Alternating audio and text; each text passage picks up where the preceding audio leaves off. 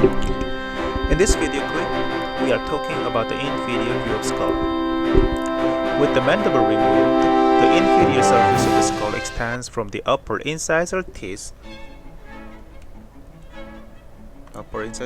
here anteriorly to the superior nuchal line of the occipital bone posteriorly, around here. The region contains many of the foramina through which structures enter and exit the cranial cavity. The inferior surface may be conveniently subdivided into three parts, that is anterior, middle, and posterior part. Roughly the anterior, middle, and posterior part. In some textbooks, the lateral parts are separately described. Briefly, the anterior part contains the hard palate. This is hard palate. Contains the hard palate and dentition of the upper jaw. These are dentition or dental arch of the upper jaw and lies at lower level than the rest of the cranial base. The middle and posterior part may be arbitrarily divided by a transverse plane passing through the anterior margins of foramen magnum.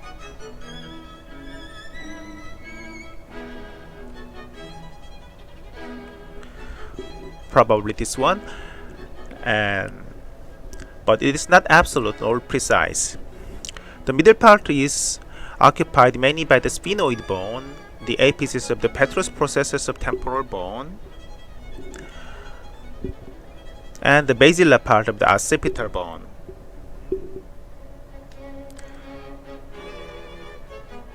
This is the sphenoid bone.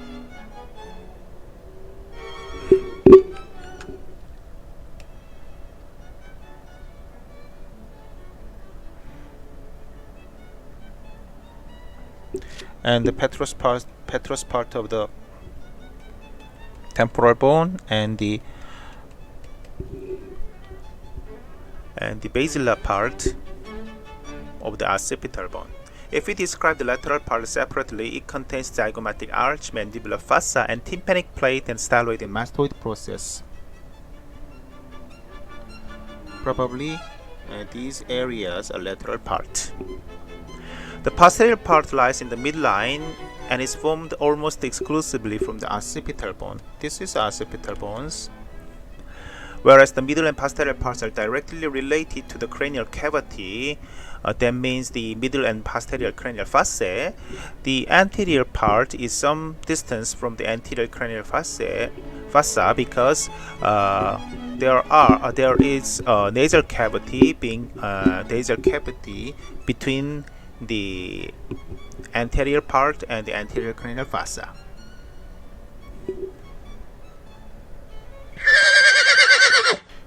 In each part, among three, there are several important structures that you should remember. In the anterior part, we should remember the bony palate. And in the middle part, the posterior nasal aperture is important, and pterygoid processes of sphenoid bone, and the groove for auditory tube,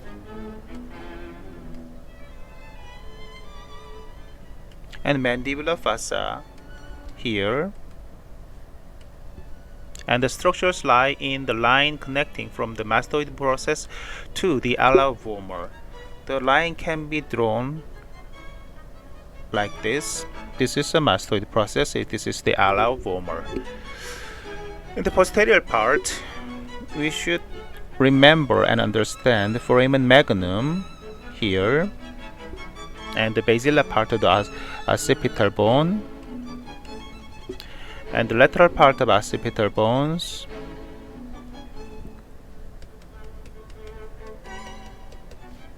and mastoid part of the temporal bone.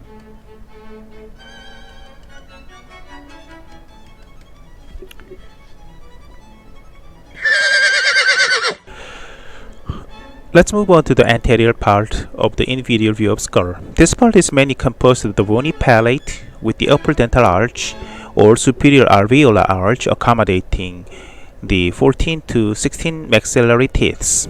The bony palate within the superior alveolar arch is formed by the palatine process of the maxilla anteriorly of about 3/4 and the horizontal plate of the palatine bones posteriorly about 1/4, all meeting at a cruciform system of suture. So this is the palatine process of maxilla, and this is the horizontal plate of the palatine bone, and the suture you can see in this like an cruciform. So the cruciform system of sutures means this one. And the median palatine suture runs anterior-posteriorly and divided the palate into right and left halves. This is the median palatine sutures, and this suture is continuous with the intermaxillary suture between the maxillary central incisor teeth.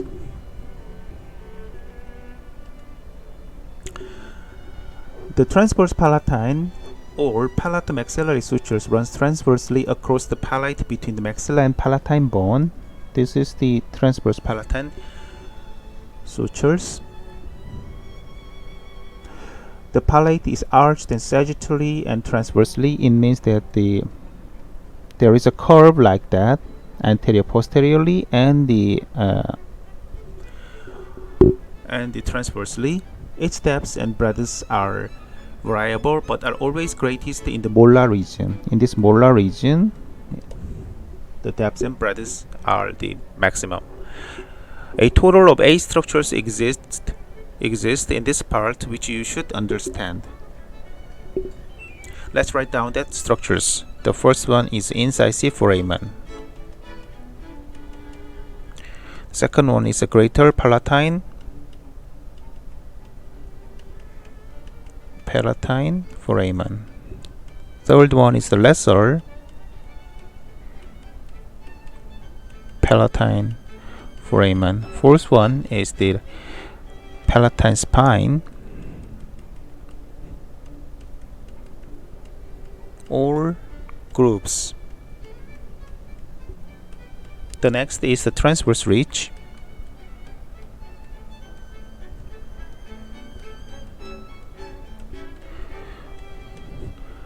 The following is the posterior nasal spine.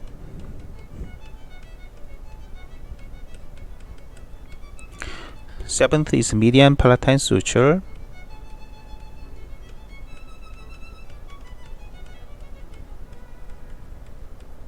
The last one is a transverse palatine suture.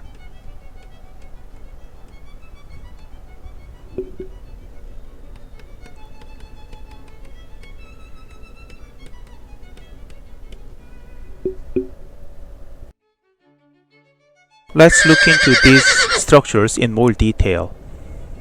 First one is the incisive foramen. The incisive foramen in this figure is around here. Sometimes called it is incisive fossa, and also called anterior palatine foramen or nasopalatine foramen. Is a funnel-shaped opening in the bone of the oral hard palate immediately behind the incisal teeth, where blood vessels and nerve pass.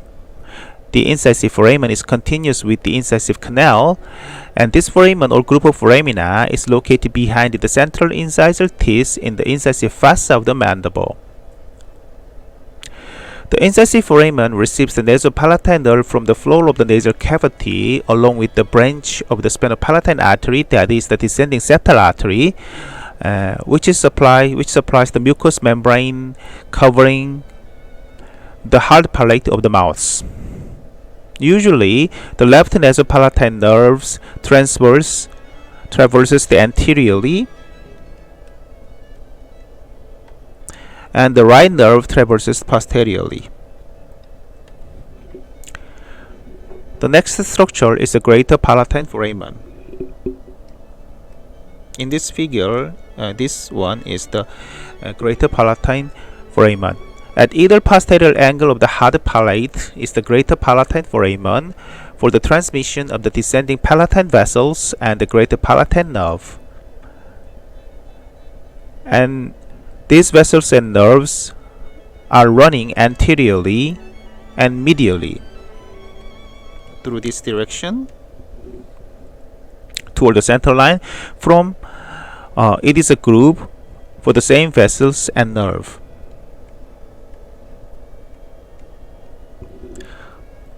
Like this.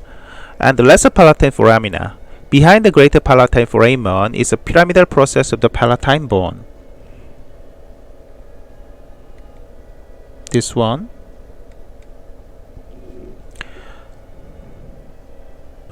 Perforated by one or more, or usually two, lesser palatine foramina, which carries the lesser palatine nerve and marked by the commencement of the transverse ridge.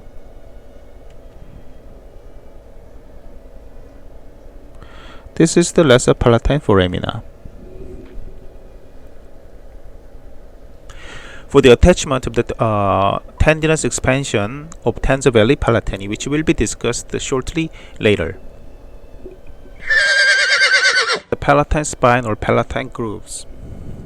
The inferior surface of palatine process maxilla is channeled at the back part of its lateral border by palatine grooves, sometimes a canal, for the transmission of the greater palatine nerve from the spinopalatine ganglion and the vessels of the same name, as I explained in the greater palatine foramen.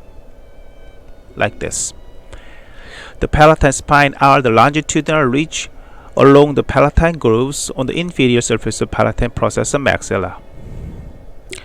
The next structure is the transverse ridge. This ridge is located in the horizontal plate of palatine bone, which allows the attachment of the tensor veli palatini muscle. Here is the transverse ridge of the palatine bone. The next is the posterior nasal spine. The medial end of the posterior border of the horizontal plate of the palatine bone is sharp and pointed, and when united with that of the opposite bone forms a projecting process. Here, the posterior nasal spine for the attachment of the musculus uvulae or uvulae muscles. It serves as the cephalometric landmark also. Next, median palatine suture. The suture is a line of union between the horizontal plate of the palatine bones. Originally, this is the median palatine suture, but it continues to the intermaxillary suture anteriorly. But more frequently, this suture includes the intermaxillary suture, so it means a line from incisive foramen to the posterior nasal spine. So, the whole line can be called as a median palatine suture.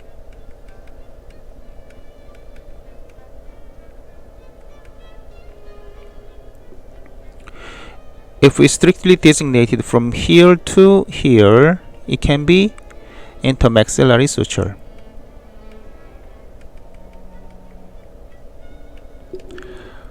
And the transverse palatine suture, sometimes it is called as a palatomaxillary suture. The transverse palatine suture is a cranial suture between the palatine process of maxilla and the horizontal plate of palatine bone.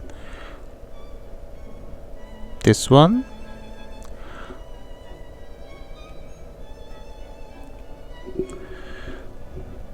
In addition,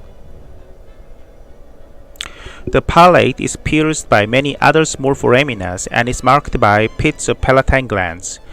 Variably prominent palatine crests extend medially from behind the greater palatine foramina.